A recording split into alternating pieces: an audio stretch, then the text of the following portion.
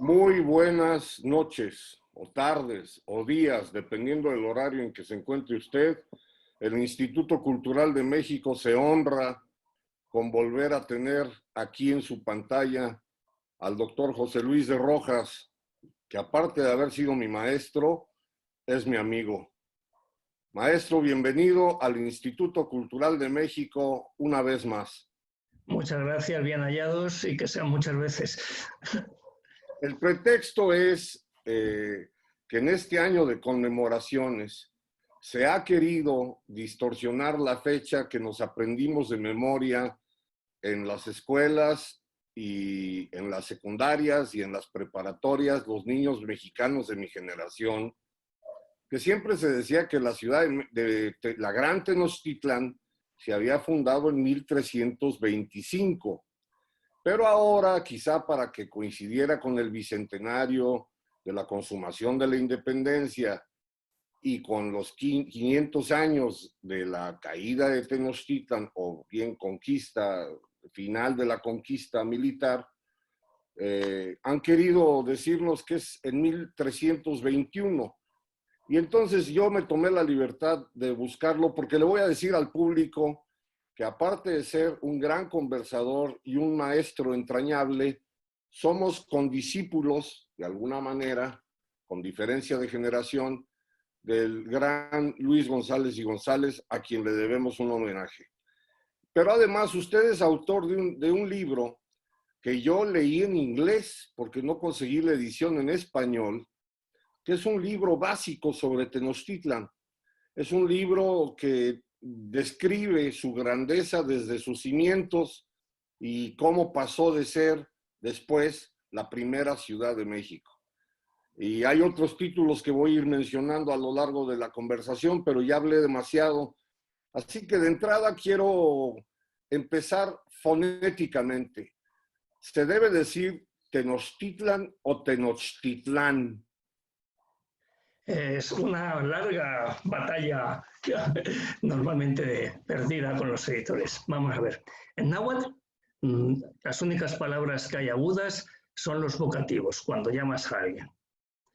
Con lo cual, lo correcto en náhuatl es Tenochtitlan. La costumbre en castellano, como es Teotihuacán también, en castellano la costumbre ha sido decir Tenochtitlán, Teotihuacán. Entonces, para el público y para los viajes, cuando se puedan volver a hacer, prima Teotihuacán.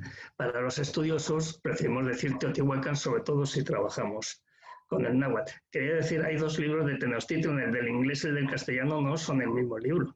Ah, entonces me falta el de castellano. Y el castellano creo que no tengo ejemplares porque ese se agotó hace ya muchos años. Esa fue mi tesis doctoral, que se editó bajo el auspicio de don Luis, estando en el Colegio de Michoacán. Y luego, años después, cuando uno pensaba que ya había dejado atrás Tenochtitlan, pues un buen amigo norteamericano, Michael Ernest Smith, que es un gringo raro porque él habla castellano, tiene compadres en castellano, entiende las bromas, no es lo habitual, pues me comprometió a escribir. Dijo, ¿quién mejor que escribirte un libro de Tenochtitlan? Entonces, está mucho basado en la investigación anterior, incorporando novedades, pero es un libro diferente para un público diferente, como un poquito más divulgativo. Me explico y justifico. Leí el de inglés porque es el que conseguí en versión electrónica. Claro, porque el otro se publicó en 1986, amigo, ni nos conocíamos entonces. En la prehistoria, un año antes de conocernos. Entonces ya no había versiones electrónicas, ni pensábamos que las fuera a ver. Una vez aclarado, digamos, el acento, si queremos sonar nahuatlatos, Tenochtitlan se fundó entre 1321 y 25, pero ¿por qué se había establecido el 1325? ¿Cuáles son los indicadores? Bueno, pues indicadores reales yo creo que no hay ninguno seguro. Entonces son conveniencias de adaptaciones hechas, yo creo que en los años 60, de buscar una fecha que fuera un consenso. Y se adoptó 1325, aunque para otras fuentes sería 1375. El problema que tenemos con esto es que del complicado calendario prehispánico con sus portadores del año, sabemos el año de la fundación, pero en el mismo centro de México se utilizaban distintos años, con lo cual cada uno pues, pone el que le parece y entonces echa sus cuentas, por eso la horquilla sería 1523-1575, ahí están los 52 años de un ciclo del calendario mexicano. Entonces, por alguna razón que yo no alcanzaba a comprender nunca, pues se decidió que 1325 estaba bien, entonces la seguimos repitiendo sin saber siquiera si los fundadores de Tenochtitlan habían llegado al valle para aquella época.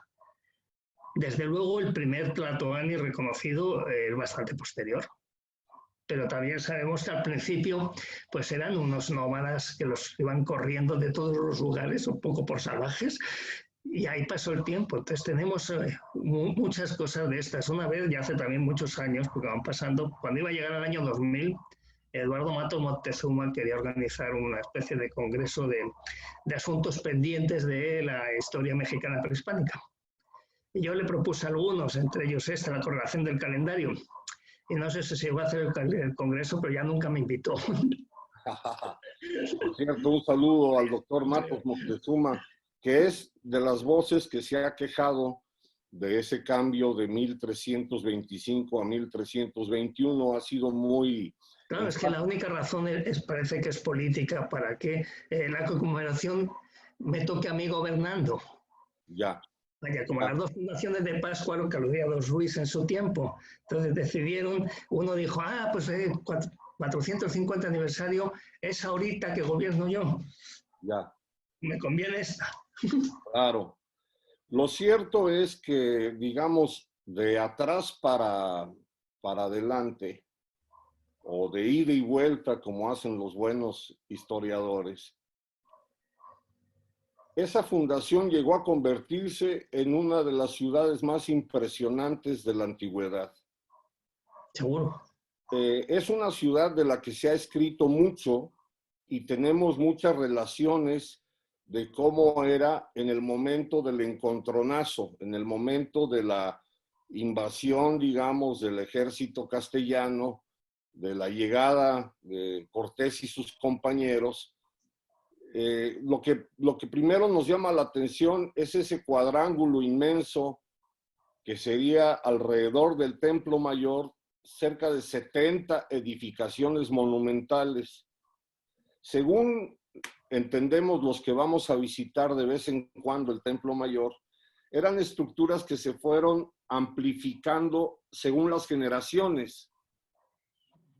Me gustaría que habláramos un poco de que empezó siendo un islote míticamente fundado por un aviso, digamos, del propio dios Huitzilopochtli, y eso se fue, digamos, comiendo al lago, pero por intervención del hombre. Y los templos, a su vez, el hombre va haciendo que se engorden los lugares de los dioses. ¿Es así? Sí, además empieza por los templos y sus superposiciones, que también se ve cuando uno recorre el Templo Mayor, porque como está arrasado los cimientos, se ven ahí ampliaciones en todo el perímetro, en solo un lado, en solo dos lados. Eso es una costumbre antigua mesoamericana. Ya en el Mayab se ve desde el formativo como la manera de construir es encima de lo que hay antes, lo cual yo siempre he pensado que cumple dos requisitos económicos importantes. Uno, es más barato y más rápido, porque se trata de revestir lo que ya hay.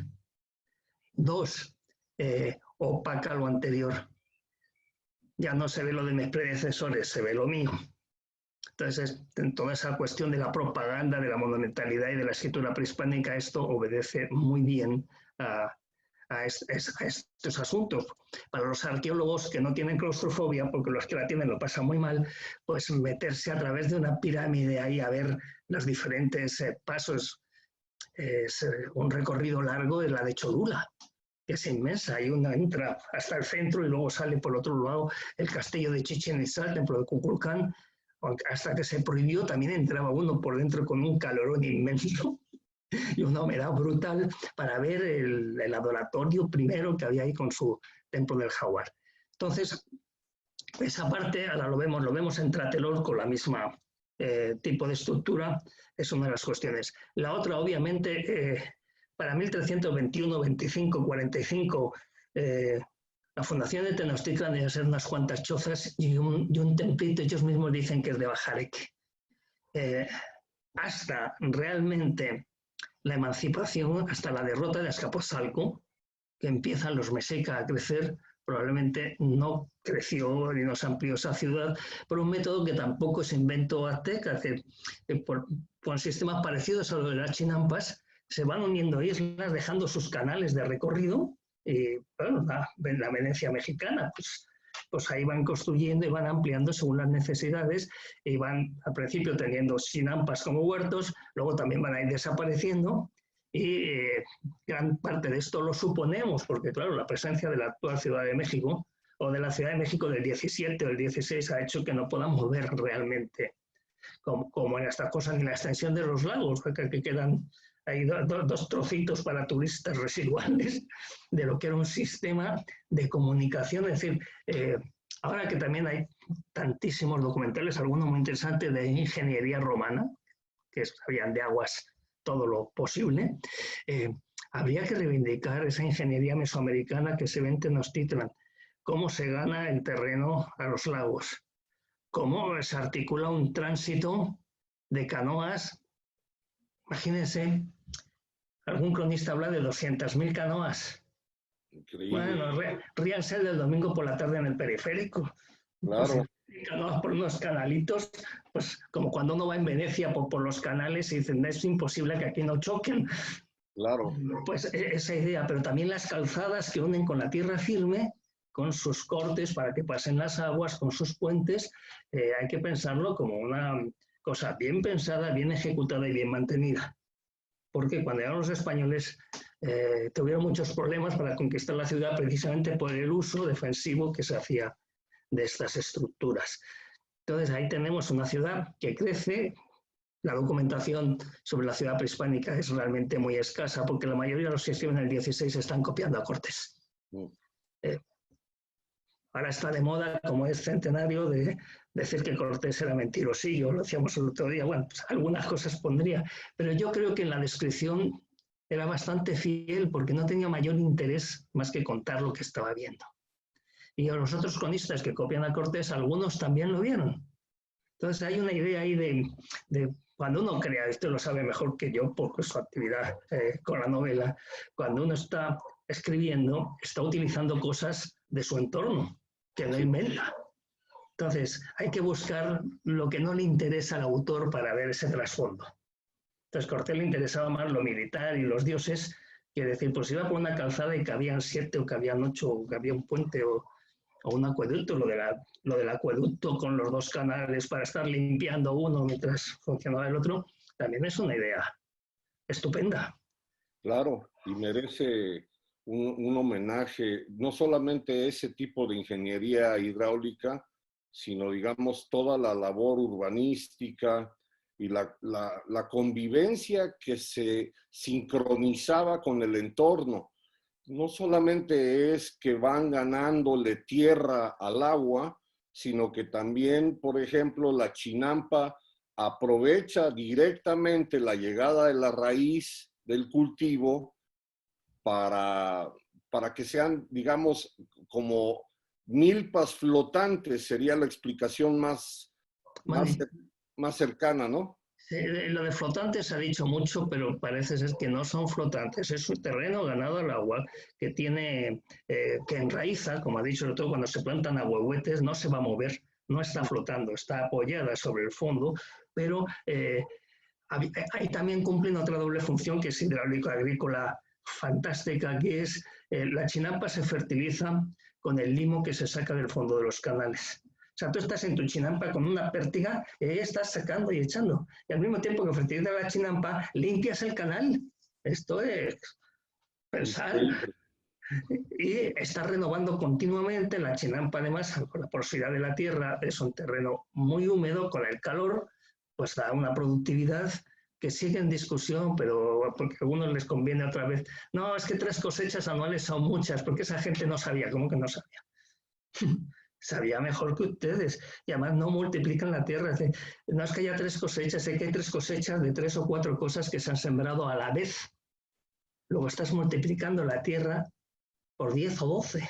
Claro, claro. Entonces, esa cosa se le escapa muchas veces a los autores. Si tú siembras frijol, maíz, calabaza, chile al mismo tiempo, es como si tuvieras 4 campos. Lo estás haciendo exponencial, ¿no? Claro, y además esa idea de la agricultura mesoamericana, de que encima hay mayor productividad cuando los siembras juntos, es muy misterioso. Tú siembras maíz solo y de una cantidad, siembras frijol solo y de una cantidad, los siembras juntos en la misma parcela y das más maíz y más frijol. Eso lo demostró Efraín Hernández Solocoche y su grupo en la mesa de Chapingo.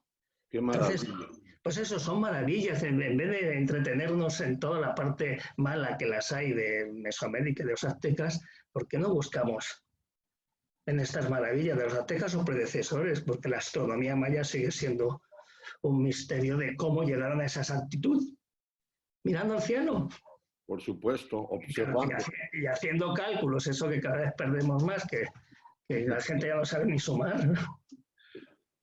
Yo quisiera hacer un intento por viajar directamente a esa ciudad que contempla Cortés y que Bernal no encuentra mejor expresión que decir, parecía cosa de encantamiento. Una de las cosas que llama la atención ahora y que no se decía antes era que en una ciudad los templos estaban pintados, es decir, había colorido, mucho colorido. Otra cosa que se menciona es que ya hemos calculado más o menos de cuántos habitantes estamos hablando. En su libro, en el que yo leí, hay una clara distinción entre la zona, digamos, de adoración y la zona pública y las casas, las habitaciones de las familias, en donde llega a haber hasta 10 habitantes. Aquí un pequeño paréntesis. Muchas de las cosas que leo a través de sus luminosos textos me ayudan también a entender el presente, porque, por ejemplo, hace un momento dijimos que Tlatelolco era un pueblo aparte que se absorbió como parte de la Gran Tenochtitlán. Cuando invitamos hoy en día a un sueco a comer tacos en San Ángel, nunca falta el que diga, ojo, San Ángel estaba a las afueras de la Ciudad de México y pasó a integrarse a la ciudad. Entonces, podría ser que una explicación para poder llegar a esta ciudad es que aquí se fueron juntando muchos grupos de familias, de trabajadores, de sacerdotes, de esclavos, y el bullicio que le llama la atención a Bernal Díaz del Castillo recorre muchas leguas porque estamos hablando de una ciudad de 100,000 habitantes. De 100.000 o de 200.000 o de 300.000, la discusión sigue abierta. Yo creo que ya en el primer libro, en el de castellano, la horquilla iba de 60.000 a 1.000.000. Es decir, yo, en mis clases lo utilizaba. Digo, bueno, aquí está la cifra de población de 60.000 a 1.000.000, como la de la población de toda la Nueva España, según a quien lea uno, entre 3 millones y 25. ¿Cuál es la conclusión lógica? La conclusión lógica es que no tenemos ni idea. Esa es la realidad. Entonces, otra vez cada uno, por ejemplo, en Estados Unidos es muy habitual poner de 150 a 200.000 habitantes, que en realidad es el resultado de suponer una superficie de entre 12 y 15 kilómetros cuadrados en la ciudad por una densidad de población de entre 12 y 15.000 habitantes. Multiplicamos, sale de entre 144.000 y 200.000. Pues redondeamos. Esa cifra sale de ahí, no sale de ninguna investigación. Yo procuré sacar en todos los cronistas, los que hablan de vecinos, de casas, de familias, y claro, depende de los multiplicadores, los que creen que las familias eran chicas, los que eran grandes, que eran familias extensas, pues cada cual pone el número que le conviene, siempre que quiera que sea muy grande o que sea muy pequeña. Hay una razón que impulsa a decir que era muy, muy grande, y es mostrar la maldad de los españoles porque se hizo mucho más chica. Mm. Si en el siglo XVI, para 1560-70, cuando se pone el tributo indígena en la ciudad, estamos hablando de documentación que habla de unos 100.000, 105.000 habitantes, pues si tenía 100.000 antes, incluso ha crecido. Si tenía medio millón, mire usted qué desastre. Claro, claro. Entonces, eso opaca el poder hacer una investigación con algo de seriedad. Los números son tan etéreos en este caso, que es más una cosa de sentimientos. Algunas veces yo puedo decir, mira, era la más grande, la mejor organizada, tenga los que tenga. El capitán Cortés menciona que es del tamaño de Córdoba y Sevilla, y usted en su libro aclara que el capitán no dice si las está considerando juntas. Es que eso me lo preguntaron cuando defendí la tesis una persona del jurado. ¿Es tan grande como Sevilla y Córdoba? ¿Como Sevilla y Córdoba juntas o como Sevilla o Córdoba? Y digo, pues si un día me encuentro a Cortés en un más allá, se lo pregunto, oiga, ahora no puedo responder. Claro, Sevilla en el siglo XVI era bastante más chica. Entonces, podría ser Sevilla y Córdoba juntas, pero ¿cuál Córdoba? ¿La Califal? Claro, la de Entonces, los omeyas. claro, hablan de 400.000. Dar de comer a 400.000 cuando mueves los alimentos en carros tirados por bueyes tiene mucho mérito. Una de las cosas que llama la atención de las muchas que menciona Bernal Díaz del Castillo es el orden y concierto del mercado. Y yo de niño quedé prendado de la maqueta en el Museo Nacional de Antropología e Historia y siempre he deseado que alguien logre en el futuro darle animación y que se puedan mover estas figuras que recrean el mercado. Orden y concierto lo entiendo yo y lo abrevé en las clases, en el sentido de que incluso estaba regido en la protección al consumidor con una especie de jurado que dirimía los problemas del mercado. Otra cosa es la abundancia de productos, lo cual quiere decir que de todas partes llegaban cosas a la gran Tenochtitlán y por ende también llegaban, digamos, formas y figuras de culto. Es decir, ¿cómo explicarle a un gringo cuando nos pregunta qué hace Chacmol al pie de la escalinata de una de las partes del templo o la Casa de las Águilas, creo que es en donde está? Chacmol es maya, ¿no? Bueno, hay Chacmol es maya de postclásico, como en Chichén, pero María de Tigers hace mucho tiempo dijo que el origen del Chacmol está en Sinaloa. Viene del norte. Claro, lo que pasa es que arqueología del norte tenemos muy poquita, de pronto alguien saca una cosa que te sacude, decir, y mira tú que si tienes razón. Y entonces es un culto que ha venido con las sucesivas migraciones y entonces se ha incorporado. Los gringos tienen un problema que a lo mejor un español no tendría porque estamos acostumbrados a ver imágenes de todas partes, en todas las iglesias de todos los lugares. Entonces, Tenochtitlan obviamente creció por la inmigración. Por crecimiento vegetativo no habría podido llegar en tan poco tiempo a esos niveles. Inmigración quiere decir que es gente que trae lengua, costumbres, creencias, platillos, y todo eso se va a amalgamar. Por eso también pienso que parte del éxito iba a emplear una palabra que ya no se puede usar, de la llegada de los españoles, es que allí ya había costumbre de, viene alguien, trae algo que interesa, vengan, traigan, aquí lo ponemos. Entonces eran muy, no sé si es ecléctico la palabra, estaban muy dispuestos a todo lo que le funciona, lo incorporamos. En el manuscrito 106 de la Biblioteca Nacional de París, que es un plano del mercado, de repente, está muy chiquito, ahora está en línea, se puede ver y ampliar, porque de repente hay un lugar donde se venden guitarras, amigo. ¡Qué maravilla! Claro, porque el plano no es el mercado de Tenochtitlan prehispánico, es el mercado en 1550, 1560. Y la guitarra, pues, tuvo un éxito. A lo mejor es un charango, porque como se ve tan chiquito, pero tiene ahí la forma de... Una jarana puede ser.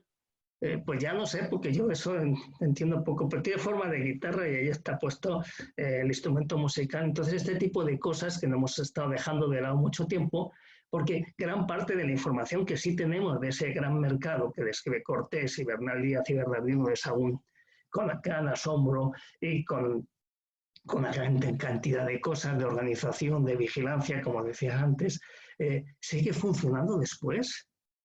La, bueno, en Los bandidos de Río Frío se ve, Claro, claro. y estamos en el 19. E incluso uno que ha estudiado y leído muchas crónicas, cuando va a un mercado en México, bueno, a lo mejor no en la ciudad México Tenochtitlan, pero en un pueblito, una ciudad más pequeña, eh, como que le está sonando la canción, ¿no? Totalmente. Las casas donde dan de comer y beber por precio, que dice Cortés. ¿En qué mercado de México no hay lugares donde comer sabroso, Sí, barato, rápido? por supuesto. Hay vasos comunicantes que no han perdido un ápice de vigencia.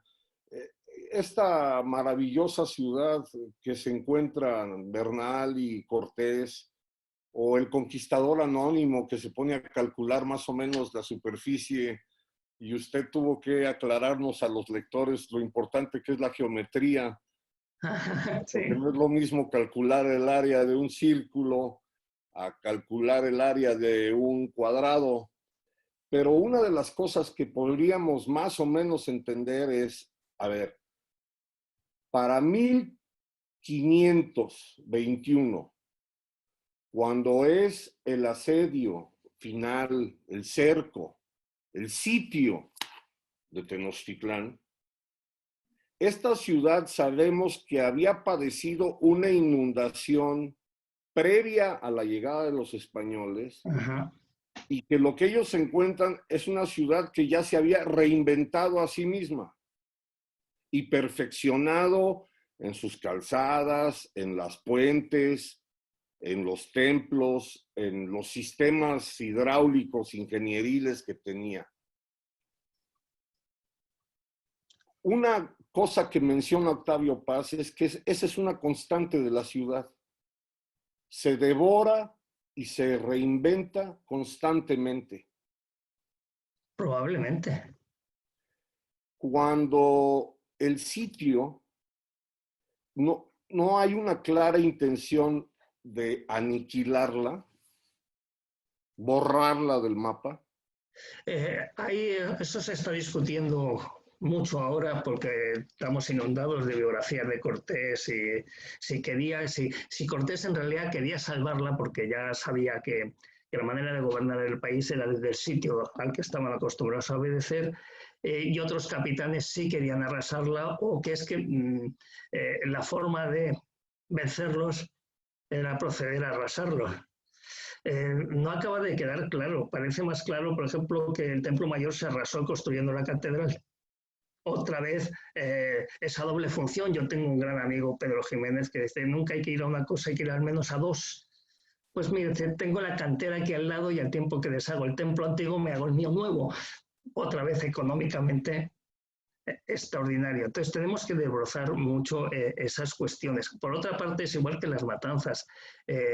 Los medios técnicos que tenía Cortés para arrasar la ciudad no le permitían arrasarla.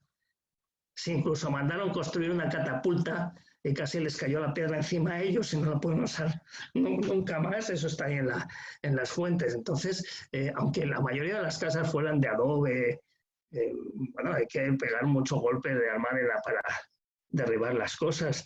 Hoy día es mucho más sencillo. Por supuesto.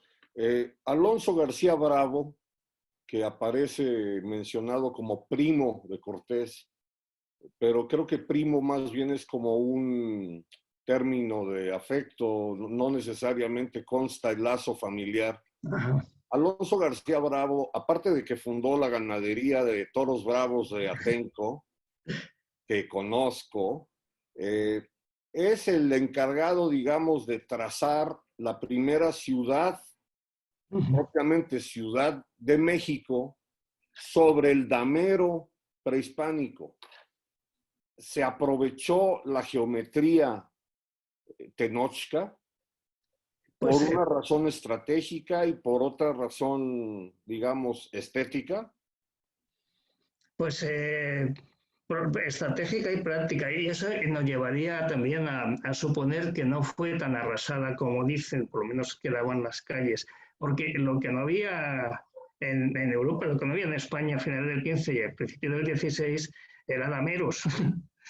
Bueno, Santa Fe debió ser la primera que hacen el campamento ahí, con dameros, las ciudades magníficas que tenemos y que alguna tenemos que visitar juntos en algún momento. Son dedados de callejuelas, de cuestas, de pasadizos. Pensamos en Toledo, por ejemplo, o Segovia.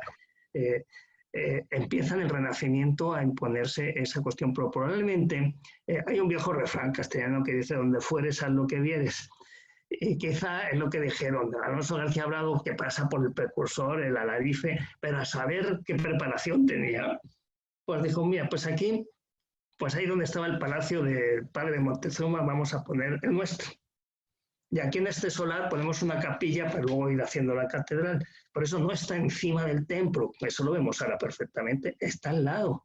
Y ahora con la ampliación del templo mayor, con esas excavaciones que están haciendo maravillosas, pero de nuevo hay que ser no claustrofóbico para meterse en los sótanos de todas las casas de los alrededores para ver que si el Calmeca, que si todo ese recinto va a ser cubierto, pero no de la noche a la mañana. Es que de la Ciudad de México del 16 tiene muy pocos estudios, están los libros de Marta Terán y poco más. Vamos saltando. Tampoco hay mapas reales de cómo era Tenochtitlan prehispánica en los primeros tiempos. No tenemos, hasta el 17 no empieza a haber mapas un poquito fiables de una ciudad ya hispana y más grande. Es que Tenochtitlan acababa en Bellas Artes, más o menos. Hacia, Hasta ahí llegaba. claro, y ahí empezaba la laguna. Entonces, en la inmensidad de la ciudad actual, eso se nos pierde bastante de vista. Entonces, los españoles también con esto que hablamos que también sufrieron muchas bajas y a ley conteos, de que no todos, no solo se morían los indígenas, bueno, de los hombres que llegaron a la conquista de España, probablemente murió la mitad. En una guerra de 2 años, pues es muy posible. No solo de heridas de guerra, mueren de hambre, de infecciones, alguna culebrilla tendría algo que ver con algunos, Claro. malaria, ese tipo de cosas. Entonces, son muy pocos y se quedan muy pocos. Es una de las cosas que a mí me llama mucho la atención del asentamiento de españoles. Los españoles tienden a ir juntos porque tienen miedo y enseguida de la caída de Tenochtitlan está la diáspora, que si Olid se va para un lado, que si el otro se va para el otro, todos llevan sus contingentes Y luego a para, buscar los caminos de tierra adentro claro, y a seguir explorando. a ver que no le veo porque se me puso aquí una cosa de estas de las computadoras. A ver, claro, entonces se van a mover y se mueven siempre con sus contingentes. O sea, Alvarado no iba a ningún sitio sin sus tlaxcaltecas, que para empezar eran los primos, probablemente del mismo sentido de Cortés y Alonso García Bravo, de la señora de Alvarado. Que Alvarado Claro, tenía varias señoras y una de ellas era una señora tlaxcalteca importante.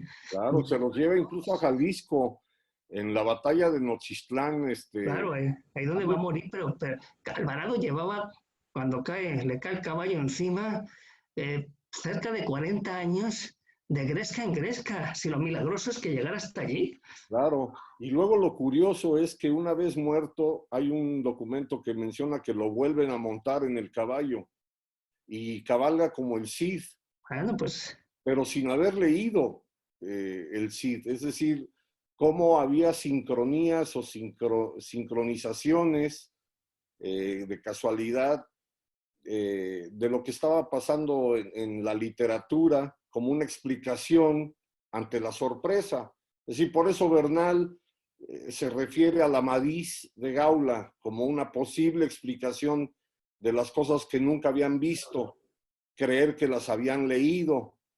pero es que cuando Bernal hace eso, a mí me gusta hacer o proponer que hay que hacer una especie de émic histórico. Es decir, vamos a transportarnos al momento y a verlo con sus ojos. La antropología ética es desde el punto de vista del investigador, émica es de la gente estudiada. Pues vamos a hacer eso. Es que cuando Bernal y toda su compañía sobrepasan el paso y se asoman por primera vez al Valle de México, que no era solo Tenochtitlan, debieron de quedar, pues efectivamente, sorprendidísimos de lo que veían, que no esperaban, porque claro, si estaban pensando que la Nueva España era poco más o menos como Cuba o la española, pues no. Aunque algo habían visto ahí por Tulum, que seguro que vieron. Pero esa vista, es, vamos a hacer otra excursión histórica para que los que nos están escuchando y que quieran hacerse una idea, que busquen los cuadros de José María Velasco. Por supuesto. Claro, son 300 años y pico después, pero esa es la idea y la región más transparente del aire. Entonces, de repente llegas allí y te asomas, o sea, das el recodo del camino y tienes los lagos con ciudades, con calzadas, con bullicio, pues deben de quedar, y una visión a kilómetros y kilómetros, porque la perspectiva es amplísima. Y la monumentalidad de los templos que llaman cues, me llama la atención lo siguiente. El, digamos, compañero promedio de la hueste conquistadora, la torre más alta que pudo haber visto en vida sería la Giralda. Sí, Quizá como mucho. los que estuvieron, digamos, cerca de Sevilla. Claro, pero Pero, hay muchos que probablemente ni pasaron por Sevilla para embarcar, fueran directamente a Palos o a Sanlúcar. pero, por ejemplo, ver la estatura del Templo Mayor, ese que se va formando como cascarones superpuestos, ya estamos hablando de una estructura que de 30 metros de alto. Sí, 30 metros de alto, pero más de 200 de lado en la base, o sea que eso es ya imponente. Y una cosa que antes han mencionado y hemos dejado un poco de lado, y a mí no me gustaba y luego me tengo que acostumbrar, que es el colorido. Todo estaba pintado de vivos colores. Yo llegaba y decía, estas las tortas. No, no, era así. O sea, a mí me gusta el gris de la piedra con el verde de la selva en el Mayab, pero no era así. No era Era así. amarillo, rojo, verde, azul, azul maya. Y entonces de repente esos contrastes debían de ser, pues eso, entrar directamente al cerebro por los ojos y quedarse pues con la lengua fuera y babeando, diciendo, ¿dónde estamos? Y si encima pensaron, y esto lo tenemos que conquistar, entonces ya... Quiero aprovechar para recomendar otro libro suyo que tiene un título muy, muy, muy pegajoso, que es Cambiar para que yo no cambie, que puede ser un lema de la mexicanidad. Puede Pues ser esta una historia de las llaves para salir del laberinto de la soledad. es posible bueno, porque eso ha sido en parte con el difunto muy apreciado Pepe Lameiras, al que conocí cuando estábamos con Don Luis. Yo siempre le echaba bronca, él era el hijo de gallego y era muy, muy, muy mexicano, muy Octavio Paz, de la chingada y estas cosas. Y yo decía, pero Pepe, no seas mexica, sé tlaxcalteca y eres vencedor. Pinche cachupín, ya exactamente, una retaíla, claro. Entonces la idea a mí me la inspiró más leyendo El gato pardo, viendo la película El arte de ayornarse. Entonces la idea y lo que quiere reflejar, impactar ese libro es de la nobleza mexicana, no los descendientes de Moctezuma, que son especiales, el resto de gobernantes de los miles de lugares que tenían las élites que gobernaban, que dijeron, bueno, y para seguir yo gobernando, ¿qué hay que hacer? Pues un poco también, cuando aquellos mediados 80, que surgió el PRD, decían, no, no, iba yo por pueblitos, no, nosotros nos da igual quien gane, somos del que gane, Claro. porque si no en el sexenio no nos cae un peso, Y tienen que seguir pagando tributo, aunque ya claro. se llame alcabala. Entonces cuando uno decía, bueno, ¿y ahora cómo le hacemos? Pues mire, si usted hace esto y esto, ahí se queda. Y si tiene un problema me avisa. Pues felices. Por supuesto. Yo lo que quiero destacar es que para entender el orden y concierto de la ciudad, gracias a trabajos como los que usted ha emprendido, quiere decir que la sociedad tenía una mecánica que Cortés percibió primero visualmente, pero luego, digamos que intelectualmente. Se dan cuenta que la ciudad funciona porque es una ciudad como un mecanismo de relojería, podría decirse. Es decir, la nobleza, el calpulli, los que pueden acceder a la educación, los que tienen que ser guerreros. La estructura es arquitectónica, pero también es una estructura de poder. Y yo creo que está basada, pues como muchos sistemas que tenemos hoy día, en la jerarquía. En un sistema de relaciones verticales y horizontales. Entonces, como ocurre en el ejército, uno no trata, si yo soy el señor de un pueblo pequeño, mi interlocutor superior es el señor del pueblo más grande al que estoy yo sometido, no es el emperador. Y entonces, de esa manera, funciona muy bien cuando el citado antes Michael Smith se preguntaba, ¿un imperio sin una organización funcionaria? Imposible, la organización son los señores locales. Claro. Esa es la estructura del imperio. Entonces, todo funciona jerárquicamente, rápidamente llegan las noticias hacia arriba, rápidamente llegan las órdenes hacia abajo, y el que no cumple, sale. Claro, pasa al zompantli. Aunque siempre hay, que también estaba en el libro de Cambiar pero no cambia, hablo yo de eso, siempre hay, como pasaba con el califa Harun el-Rashid en los libros de Indowud de Goscinny, siempre hay alguien que quiere ser califa en lugar del califa. Entonces siempre hay un primo, a lo mejor de verdad o no de verdad, que le gustaría ocupar tu lugar, y si no te andas con cuidado, va a conseguir los apoyos y te va a quitar de ahí. Y suerte, si no hay que matarte para quitarte, simplemente bajas. Entonces, ese sistema que también tiene mucho que ver con poderes fácticos y con amenaza, es lo que hacía funcionar el sistema, y muy rápida y muy eficientemente parece. Antes de que pase una generación, a principios del siglo XVII, hay una gran inundación, cae otra gran inundación a la Ciudad de México, que durante varias generaciones el problema nodal de esa ciudad no solamente era zona sísmica, sino una zona propensa a las inundaciones, irónicamente teniendo problemas de agua, de recibir agua. Ya antes de la llegada de los españoles, usted menciona un gazapo monumental que fue intentar traer agua de una fuente alternativa a Chapultepec, y eso causó un problema mayúsculo a esa ciudad que ya estaba crecida, pues que ya era una ciudad, pues. Parece ser que es una constante. Sabemos que la ciudad al día de hoy tiene problemas de agua, tiene problemas de sismos, de terremotos, tiene problemas evidentemente también por corrupción en sus construcciones, y hay que pensar ahora en las más recientes víctimas de la tragedia del metro de la Ciudad de México. Todo lo quiero hilar de la siguiente manera. Cuando se construyó el metro, con todo y la claustrofobia de los arqueólogos, fue donde empezó a aparecer lo que quedó de esta ciudad monumental. Así es. Pero en realidad, ya en la piel y en la manera de ser, no se puede decir que eso que es México viene precisamente de la invención de la nueva Ciudad de México, es decir, la mestiza, la que juntó la catedral con lo que quedó de los templos, la que... Estoy hablando prácticamente de la esquina del Museo de la Ciudad de México. Ajá. En la ahora calle de Pino Suárez.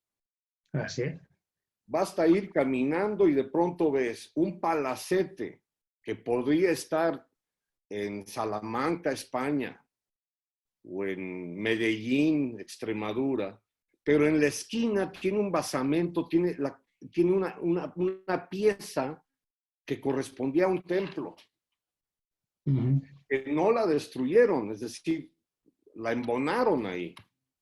No solo no la destruyeron, sino que en algunos casos están puestas deliberadamente en los cimientos de las esquinas, y hay algo, eso lo estudió el querido Alfonso La Cadena, porque él buscaba inscripciones. Y entonces en la Ciudad de México hay muchas inscripciones con glifos nahuas, que nadie presta atención y se los encuentra uno por acá y por allá.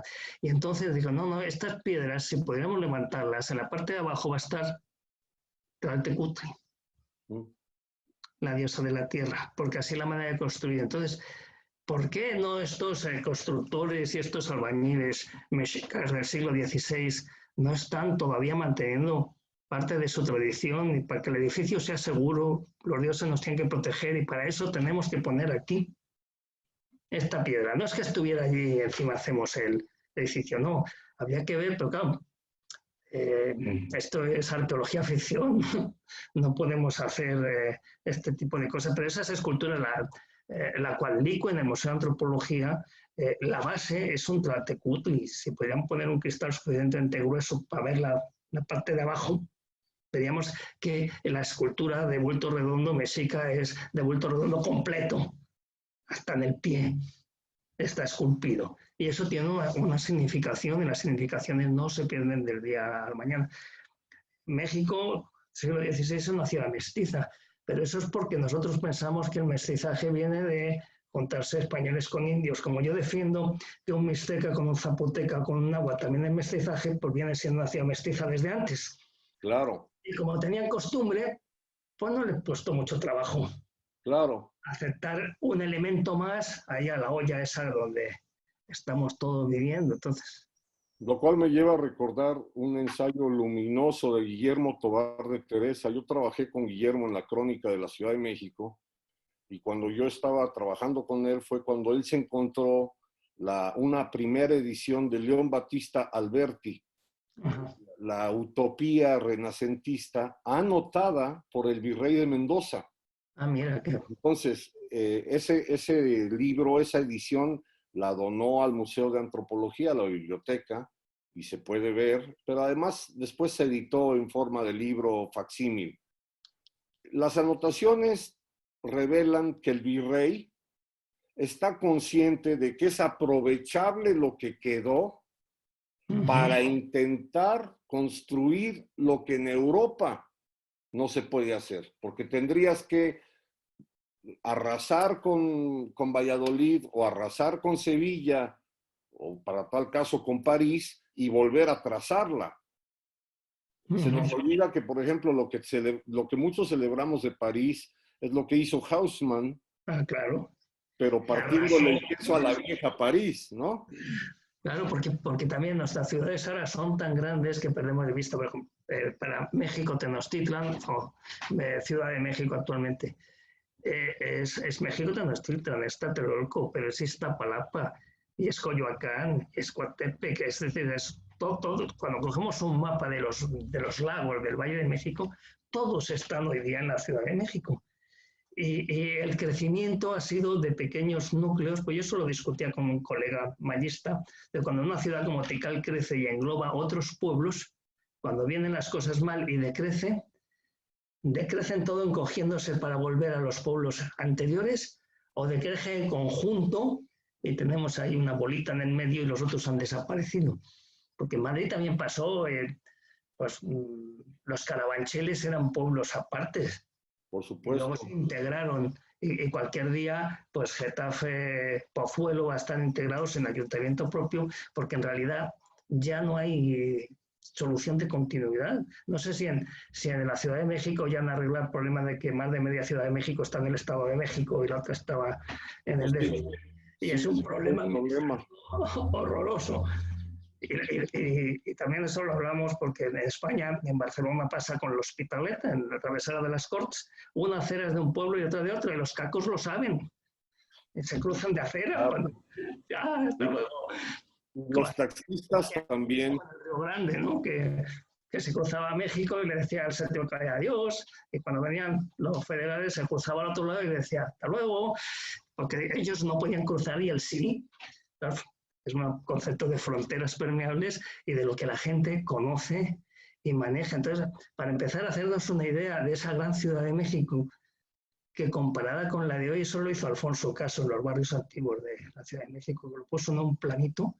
Y yo lo hice en mi libro cuando estaba calculando cuadritos y tal, con una guía roji, pues busqué las calles que decía Caso, lo recorté, lo pegué ahí para ver la superficie, y eso decíamos, llega a Bellas Artes, pero llega prácticamente atrás del Palacio Nacional, o una cuadra, poco más o menos, y al sur, no muy al sur del Museo de la Ciudad, llega a esa ciudad tan grande entonces y tan chiquita ahora, porque si le ponemos 150 o 200 mil habitantes, es una ciudad chiquita, hasta Zamora es más grande.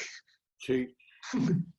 Esta maravilla que llegó a ser calificada por Miguel de Cervantes como espanto del Nuevo Mundo, utilizando ahí el adjetivo como sinónimo de asombro, como maravilla. Yo me gusta mucho mencionar que en una de las descripciones la combinación del tezontle, de la piedra tezontle roja, con la chiluca, que sería, digamos, la piedra gris, eran los colores de los Austrias. Ah, mira. Y en historia ficción, más de novela que de libro de historia, a mí me gusta suponer que el emperador Carlos le llegan a decir que la ciudad tiene, o al rey Felipe, que la ciudad tiene los colores de los Austrias, pero que si lo intentaran hacer con pintura en Toledo, no quedaría igual. La ciudad llamaba la atención desde el colorido policromado prehispánico hasta el colorido mestizo que posteriormente le da otro esplendor. Podría decirse que en realidad siempre ha sido una combinación de espanto, de asombro, de monstruoso esplendor. Yo creo que sí, porque más parte de la construcción oficial lo que tiende es con el tamaño y con la impresión, a impresionar, valga la redundancia, al espectador, ya sea una catedral, ya sea el templo mayor. El, eh, Probablemente eso es deliberado, o sea, tenemos que construir, cuando tú tienes que demostrar lo importante que eres, haces un palacio enorme, pues lo estás haciendo deliberadamente. Luego ya veremos si lo puedes mantener, ¿no? Pero eh, hay de esas también que sería, no sé si objeto de literatura o de darnos más licencias poéticas a los investigadores, que parece que no podemos hablar de lo que no está en los documentos, cuando en los documentos faltan muchas cosas de las que habría que hablar. Es decir, Claro. esa convergencia de un gusto más o menos humano por hacer las cosas, la forma va a cambiar, pero el fondo es el mismo. Vamos a construir el mausoleo de Halicarnaso o la Acrópolis de Atenas o el Templo Mayor o la Catedral de Sevilla con la Giralda, pero la idea que hay detrás es muy similar. Y el gusto ese por el colorido y por halagar al emperador cuando llegas a México es convergente. O sea, tenemos que dar más valor a la parte indígena de la colonia como actores. Esto, mira, en la primera conferencia del ciclo que hubo en la Casa de México, algo propaganda, esto en noviembre, que era artista y llegaba hasta una imagen de la Virgen del siglo XX, estaba muy bien para demostrar esa parte del colorido, de las devociones, de las intuiciones, teniendo en cuenta además que los medios de comunicación, cuando nosotros nos conocimos, no se parecían a los antiguos, pero los que tenemos ahora no se parecen a los que teníamos antes. La manera de llegar instantáneamente a tanta gente hoy día es muy, infinitamente superior a lo que había en el siglo XVI, a las noticias. Por supuesto. A la mayor parte de los sitios no llegaban. Ahora, yo soy de los que celebra que los tiempos nos han permitido contar con tecnologías que ya pueden pintar un retrato mucho más jugoso de lo que uno ve en los antiguos mapas y planos y en los párrafos, digamos, solamente verbales. Yo creo que está por venir una gran época de recreación tridimensional de hologramas o de imágenes de lo que fue esta maravilla. No está por venir, está aquí ya. Eso ya llegó. Ya llegó Hay una serie que tiene sus bemoles, entre otras cosas porque para el espectador común parecería que el mismo actor que hizo Cantinflas hizo el papel de Hernán Cortés. Ya sé lo que me habla. Es inevitable dar una carcajadita. Y luego en otra serie aparece como el papá de Luis Miguel, con lo cual el espectador promedio puede pensar que la Malinche fue la mamá de Luis Miguel, el cantante. Pero lo que quiero yo decir es que podemos pasarnos muchas horas hablando de esto, pero si tuviéramos que resumir en un brevísimo párrafo para quedar la próxima vez en un lugar donde yo pueda invitarlo a comer, de preferencia comida mexicana, pero para despedirnos como debe de ser, ¿qué es la Ciudad de México a tantos siglos de su fundación? Pues sigue siendo una ciudad espantosa por lo asombroso, mucho más que cuando Cervantes le puso el calificativo, y es como un monumento a la perseverancia. O sea, en un lugar inhóspito supuestamente señalado por un dios mediante el nopal y el águila, y lo de la culebra parece que era el águila granando, pero bueno, no vamos a entrar en eso. 700 años después, ¿no? Sí, 700 años después, ahí sigue manteniendo en vigor aquel dicho que voy a hacer en castellano, no en náhuatl, nunca perecerá la fama y la gloria de México Tenochtitlan. No hay nada más que agregar que la gratitud y la admiración recrecida de quien sigue siendo su alumno, y el Instituto Cultural de México es su casa. Así que quedamos emplazados para cuando ya se pueda, proseguimos esto como debe de ser, comiendo suadero. Claro que sí, amigo. Un abrazo, maestro. Muchas gracias.